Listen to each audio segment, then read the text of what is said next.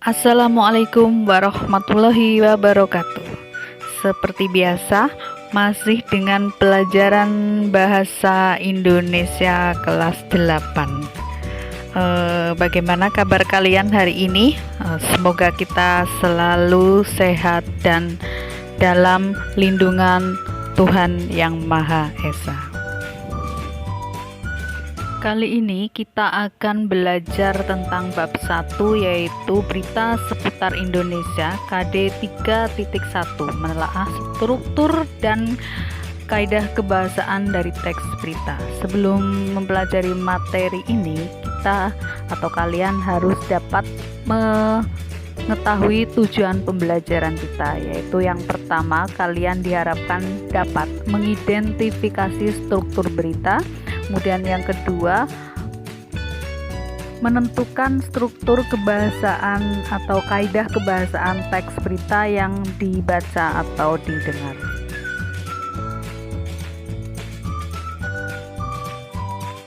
Oke, langsung saja kita memasuki pada materi yang akan kita bahas pada pertemuan kali ini, yaitu yang pertama adalah struktur berita. Jadi struktur berita ini dibagi menjadi 3. Yang pertama, kepala berita, kemudian yang kedua, tubuh berita, dan ekor berita. Struktur berita ini dikenal dengan istilah piramida terbalik, karena yang dimaksud di sini adalah untuk istilah yang paling penting itu ada di bagian atas atau di kepala berita. Kemudian yang di bagian kedua, tubuh berita, itu merupakan fakta penjelasan dari kepala berita. Kemudian yang di bagian ekor berita itu merupakan informasi tambahan, sifatnya hanya tambahan, jadi tidak terlalu penting. Baiklah, materi yang kedua yaitu penggunaan kaidah kebahasaan. Penggunaan kaidah kebahasaan dalam teks berita ini dibagi menjadi 6. Yang pertama yaitu penggunaan bahasa yang bersifat standar atau baku. Tentu saja dalam berita itu bahasa yang digunakan adalah bahasa yang baku, karena pendengar atau pembaca itu dari kalangan yang umum atau dari berbagai daerah. Karena di sini bahasa baku itu sifatnya bahasa yang nasional. Kemudian yang kedua yaitu penggunaan kalimat langsung. Jadi karena dalam teks berita itu ada kutipan-kutipan dari pernyataan narasumber. Yang dimaksud kalimat langsung di sini bisa ditandai dengan ditulis di dalam tanda petik ganda. Nanti bisa disimak contohnya. Kemudian yang ketiga yaitu penggunaan konjungsi bahwa. Di sini konjungsi bahwa berfungsi sebagai penerang kata yang diikutinya. Misalnya di sini sejumlah staf apel Manado mengatakan bahwa, ini kata bahwa itu menerangkan kata yang sebelumnya. Selanjutnya, penggunaan kata kerja mental. Yang dimaksud dengan kata kerja mental yaitu kata kerja yang terkait dengan kegiatan hasil pemikiran. Misalnya, kata memikirkan, berasumsi, berkesimpulan, dan lain sebagainya. Nanti bisa kalian sebutkan contohnya sendiri. Kemudian yang selanjutnya yaitu penggunaan fungsi keterangan waktu dan tempat. Ini jelas sekali pada teks berita itu harus ada keterangan waktu dan tempat. Keterangan waktu misalnya pukul atau mungkin tanggal. Kemudian tempat itu yang menyatakan tempat, bisa sekolah atau rumah, itu yang sifatnya menyatakan tempat. Kemudian yang terakhir yaitu penggunaan konjungsi temporal atau penjumlahan. Ini contohnya kata kemudian, sejak, setelah, awalnya, dan akhirnya. Itu tadi nanti untuk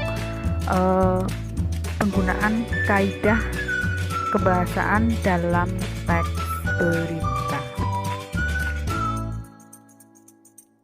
Selanjutnya kita simak contoh berita yang berjudul Jelang Tahun Ajaran Baru, Ocean berikan kelas persiapan gratis untuk siswa. Nanti bisa kalian baca di LKS ya.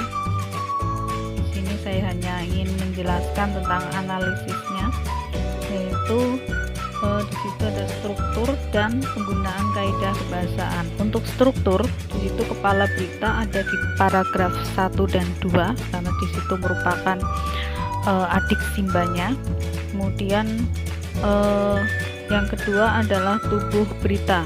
Tubuh berita ada di paragraf ketiga karena di paragraf ketiga mengandung informasi berupa fakta yang mendukung paragraf 1 dan 2. Jadi kepala berita dan tubuh berita itu adalah bagian yang terpenting. Kemudian yang ketiga, ekor berita. Ekor berita itu adalah informasi tambahan, ada di paragraf keempat. Selanjutnya untuk kaidah kebahasaannya, yang pertama penggunaan bahasa baku. Di situ sudah menggunakan bahasa baku. Kemudian yang kedua penggunaan kalimat langsung. Penggunaan kalimat langsung dan tak langsung. Di situ contoh kalimat langsung yang ada dalam teks berita. Dengan dimulainya PPDB ini sebenarnya sudah jelas bahwa kami tidak memundurkan dan seterusnya, ungkap Hamid. Itu adalah contoh kalimat langsung. Kemudian yang ketiga, penggunaan konjungsi bahwa ada di paragraf 2, silakan disimak. Kemudian yang keempat, penggunaan kata kerja mental. Di situ contohnya kata menyelesaikan, mengakses, dan membantu. Yang kelima, penggunaan keterangan waktu dan tempat. Di situ jelas keterangan waktunya ada tanggal, bulan, dan tahun ya. Kemudian tempat, di situ tempatnya ada di Kemendikbud, yaitu Kementerian Pendidikan dan Kebudayaan. Yang terakhir, konjungsi temporal. Pada teks berita tersebut, konjungsi temporal menggunakan kata kemudian, yaitu pada kalimat artinya kalau sudah, kemudian diperpanjang, dan seterusnya. Demikian untuk analisis contoh berita tersebut. Baiklah, dapat kita simpulkan pada pembelajaran kita kali ini bahwa struktur dan kaidah kebahasaan dalam berita itu merupakan hal yang harus diperhatikan dalam penulisan sebuah berita. Karena kedua hal tersebut adalah sebuah aturan untuk menulis sebuah berita. Demikian pembelajaran daring kita hari ini, semoga bermanfaat. Tidak lupa tetap tinggal di rumah, gunakan masker apabila harus keluar rumah. Salam sehat. Wassalamualaikum warahmatullahi wabarakatuh.